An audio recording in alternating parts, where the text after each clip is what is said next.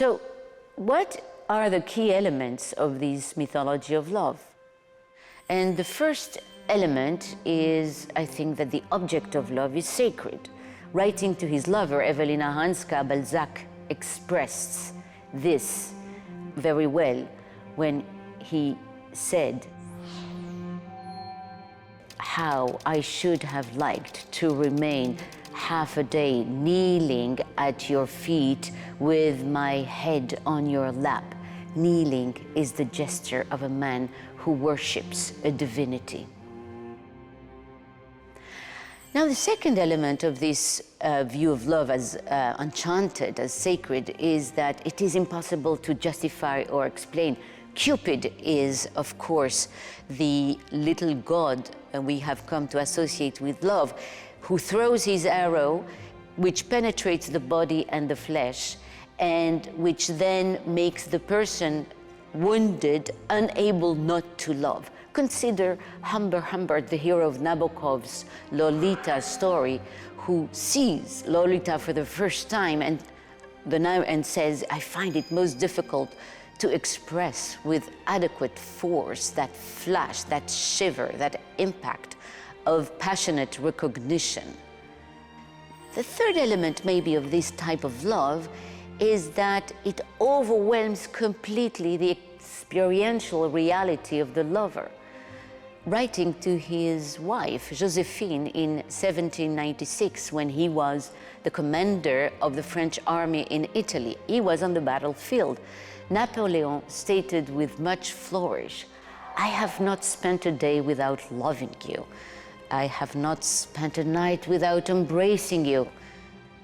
I have not so much as drunk one cup of tea without cursing the pride and ambition which force me to remain apart from the moving spirit of my life.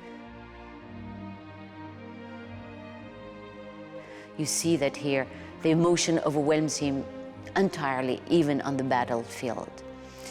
Maybe a fourth element, I would say, of such an enchanted conception of love is that there is no distinction between the subject and object. As in religious experience, the object of love cannot be separated from the subject who is loving, and the two fuse and merge together. Beethoven, writing to his lover in 1812, put it very succinctly, I think. My angel, my all, my own self. 5, I think the object of love is unique and incommensurable. Romeo, upon seeing Juliet, declared, "Did my heart love till now?" By which he meant that she is the only one he has loved and will ever love, even though he has loved somebody else. So why do models, or what I have called a mythology, why does it matter? Why does it have such an influence on our behavior?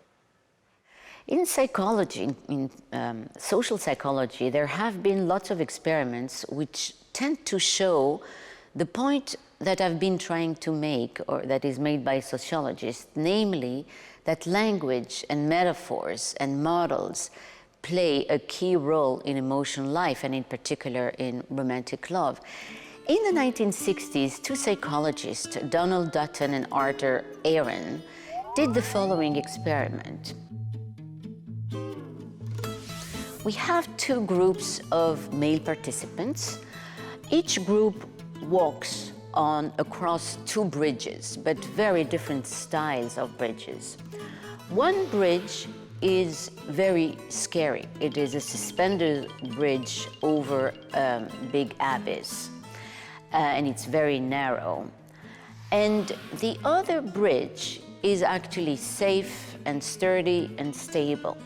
At the end of each bridge, there was an attractive female experimenter who gave the participants a questionnaire and also her number. She joined her number to the questionnaire, asking them to call her if they had any further question.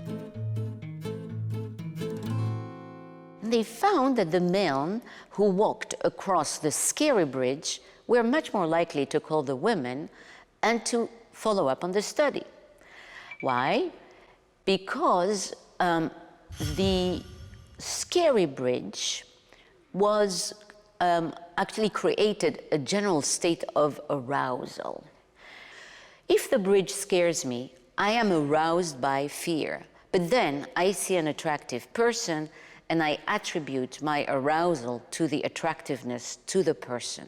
This is more or less what the theory is saying. A great deal of our experience follows the model they offered.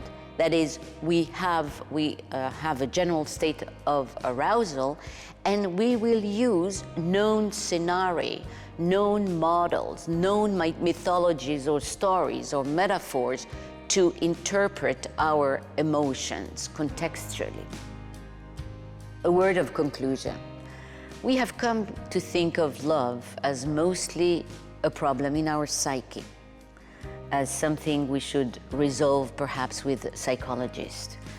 But love, as I have tried to say, and as I will develop here, is a social, cultural phenomenon.